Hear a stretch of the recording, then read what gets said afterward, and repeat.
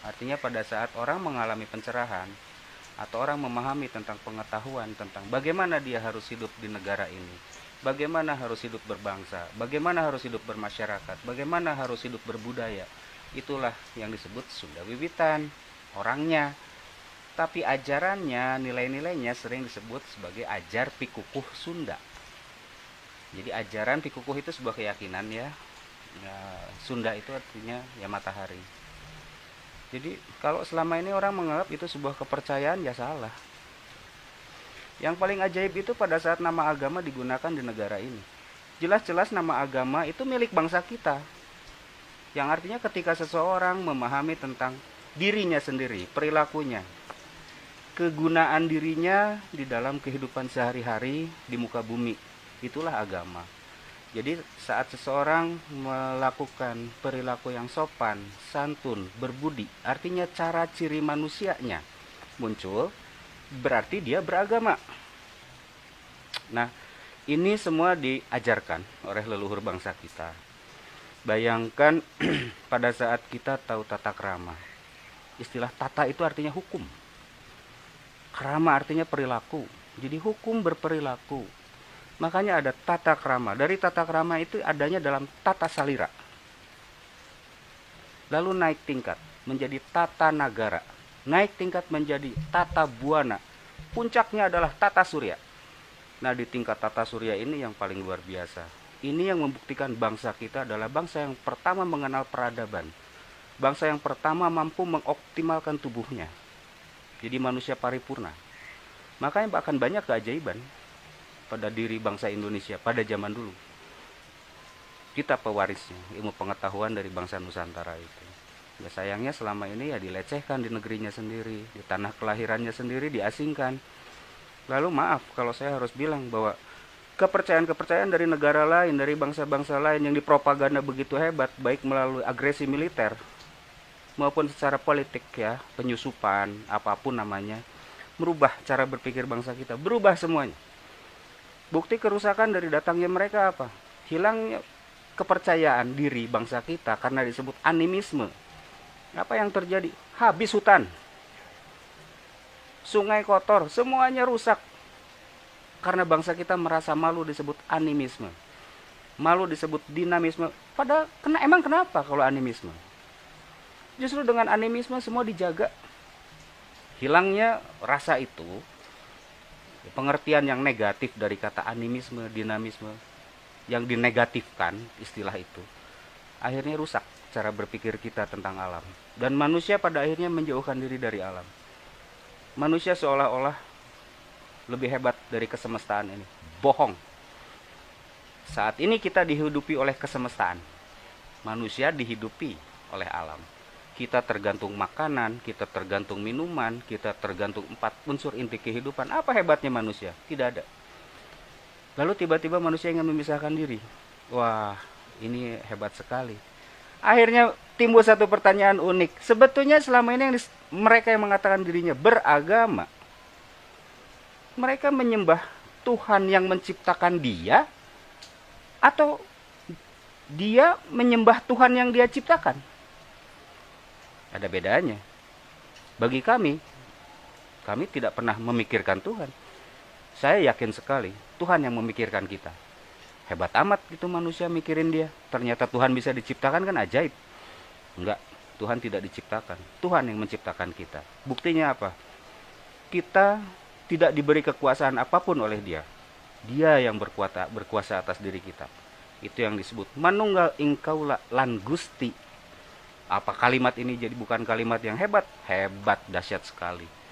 Bagaimana kita merasakan diri kita bersatu, menyatu secara utuh, gumilang gumulung dengan yang maha. Siapa? Yang maha saja sudah. Karena bagi ajar pikuku Sunda, dia tidak boleh terciptakan. Cipta itu pikir ya. Dalam bahasa Arabnya fikir. Bahasa kitanya cipta. Dia tidak boleh terciptakan. Segala yang terciptakan terucapkan tentunya. Nah, oleh sebab itu banyak salah kaprah ketika para penganut ajar pikuku Sunda tidak mau mengatakan. Karena apa? Karena mustahil sabab disebut begini, mantena anu pamali dicaritakeun teu beunang ku usik biwir, teu beunang ku motah letah. Artinya segala sesuatu yang tidak bisa dikeluarkan sudah tidak bisa dikeluarkan lewat lidah lagi, tidak bisa diucapkan lewat mulut lagi. Bahwa manusia hidup di muka bumi ini harus berguna, sangat berguna. Jadi orang yang sibuk dengan dirinya sendiri itu belum sampai mana-mana. Manusia Sunda itu makanya disebut Sunda Wiwitan adalah ketika orang sudah mengalami pencerahan, selalu digambarkan dengan lingkaran cahaya. Apalagi kalau kita mau merunut istilah Sunda sendiri. Tapi selama ini Sunda selalu didekatkan atau ditekan bahwa dia adalah suku, dia adalah ras gitu. Enggak salah. Sunda itu satu lempeng besar kok. Sebelah bawahnya Sahul. Banyak salah kaprah di negara kita itu. Pun maaf kalau saya harus bilang bahwa banyak orang juga mengaku dirinya sebagai Sunda Wiwitan. Kalau bodoh jangan bilang Sunda Wiwitan, memalukan itu. Mau bilang Sunda Wiwitan ntar dulu, enggak. Sunda Wiwitan itu artinya orang yang sudah pintar, cerdas. Sunda Wiwitan itu adalah setara dengan Batara Guru. Sunda Wiwitan itu pasti sebagai guru besar. Orang pintar itu harus banyak bicaranya, harus benar gitu, harus bersih, harus sangat jauh, harus sangat luas dan berlandas. Itu baru layak disebut Sunda Wiwitan. Cerita Sunda Wiwitan menggunakan sesajen. Ketika dia mampu menyatakan sesajen ini apa, sebagai sebuah karya sastra yang maha agung, hasil daya cipta yang maha kuasa yang disusun di situ, bukan buatan manusia. Tapi orang melecehkan sekali daya cipta yang maha kuasa itu. Ketika melihat sesajen, lalu orang bilang, wah ini nggak benar, ini pemuja berhala, ini ngawur. Yang bikin bunga ini siapa? Kalau saya makan bunga, saya nggak mati. Saya makan satu butir beras, itu kitab kami. Kitab Ajar Pikuku Sunda itu dalam sesajen itu. Saya makan beras, badan saya sebesar ini. Kamu makan Alkitab, kamu silakan. Dijamin masuk ICU tuh. Kalau semua orang disuruh ngadu-adu makan kitab, saya yakin tuh Borromeus laku keras tuh. Nah, yang unik hasil daya cipta yang maha kuasa ya, dari mulai bunga, air, beras, wewangian, api. Manusia itu hanya menata. Ketika itu dilakukan, ini dahsyat.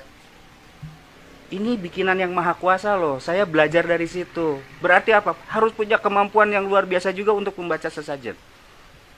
Ambil contoh, masyarakat Sunda Wiwitan itu, pengertian Sunda Wiwitan yang tadi, atau penganut ajar Pikuku Sunda itu tempat ibadatnya di mana? Di dalam jagat kehidupan. Dari mulai gunung, hutan, sungai, dan pakumbuhan, tempat manusia berkehidupan. Itu tempat peribadatan, semua harus dijaga. Bagaimana mungkin tempat peribadatan dibangun dengan cara merusak hasil daya cipta yang maha kuasa? Mau beribadahnya di mana belum apa-apa, konsepnya sudah menghancurkan kok. Dan setelah itu kita dianggap sebagai animis dan harus malu. Oh enggak, saya nggak malu dibilang animisme. Dinamisme enggak, saya nggak malu dibilang dinamis. Penganut ajaran leluhur bangsa ini, nah itu yang membanggakan saya. Kita harus merdeka dan berdaulat di negara sendiri dalam bentuk apapun. Selama ini apa kita merasa merdeka dan berdaulat? Tidak, kita dijajah, diteror oleh pemahaman yang tidak pernah kita pahami di dalam kehidupan di negara ini.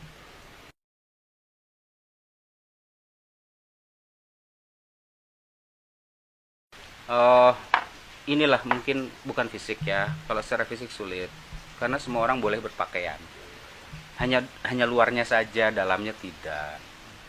Biasanya diawali dengan kata pun sapun sampurasun pada saat dia mipit amit. Selalu mipit amit itu cirinya. Ten artinya kepada, pun itu artinya yang terhormat. Jadi punten itu artinya kepada yang terhormat, dan dia selalu begini. Kemanapun dia pergi, dia akan melakukan tata krama itu. Itu ciri-cirinya. Secara fisik akan kelihatan. Pun sapun sampurasun. Amit ampunnya paralun. Dia akan memperlihatkan itu.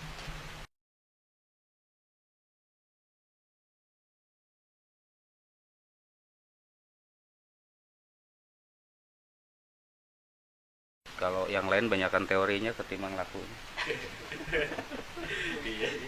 Kita paling hebat kan dalam hidup kita adalah diri kita toh. Saat saya berlaku kebaikan, kamu lihat saya. Lalu kamu akan melihat, dan ini menjadi sebuah pelajaran buatmu. Dan kamu akan mengikuti ajaran yang baik buatmu. Kalau saya melakukan kebaikan, saya melakukan keburukan pun akan kamu pelajari. Boleh ikutan, tapi boleh juga, itu nggak baik, saya nggak akan ikut. Boleh gitu. Jadi pelajaran yang paling nyata, ajaran yang paling nyata itu adalah praktika. Praktika itu artinya melakukan, tika itu waktu. Jadi pada saat melakukannya, itu disebut praktika. Pada saat melakukan, itulah ajaran yang paling hebat. Jadi kalau saya berdandan, misalnya saya akan lebih dipercaya tanpa tato, tanpa anting, rambutnya dibikin bagus. Oh, baru percaya ini orang baik. Wah, monyong. Emang di DPR ada orang tatoan? Nggak ada tuh. Nggak bener bikin negara. Negara segini subur kok rakyatnya nggak makmur. Ada yang salah nih. Intinya kalau sudah bicara tentang sosok Sunda Wiwitan adalah berguna bagi dirinya, berguna bagi negerinya, berguna bagi buminya. Itu artinya kenal kepada dirinya, kenal terhadap negerinya, kenal terhadap negerinya, bumi ini, semesta kehidupan, kebuanaan.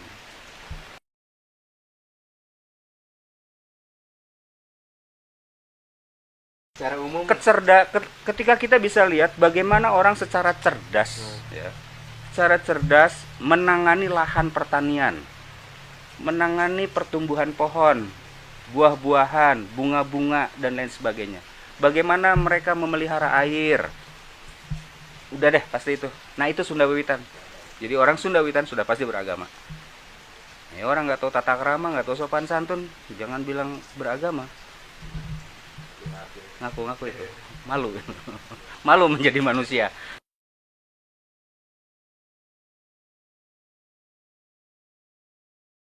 Enggak. Kenapa harus pakai agama bangsa lain? Orang leluhur kita juga punya aturan kok.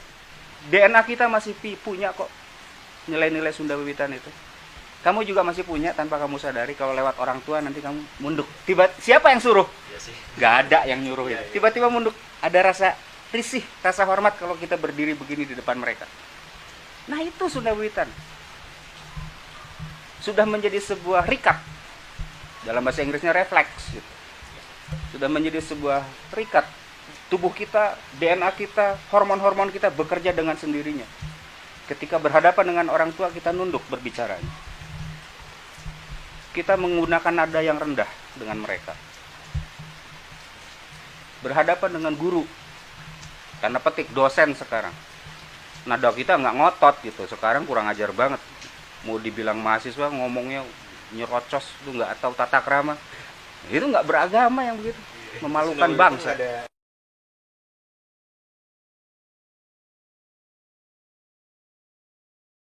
Ada. Bangun tidur kita berterima kasih. Berterima kasih. Bahwa kita masih diberi kehidupan. Bahwa kita masih diberikan waktu untuk melakukan laku guna di dalam hidup. Dan meminta bimbingan untuk terus diaping, dijaring, dibimbing, dipacak, ditendek. Jadi diberikan jalan untuk melakukan kebergunaan. Agar kita tidak harus lahir kembali.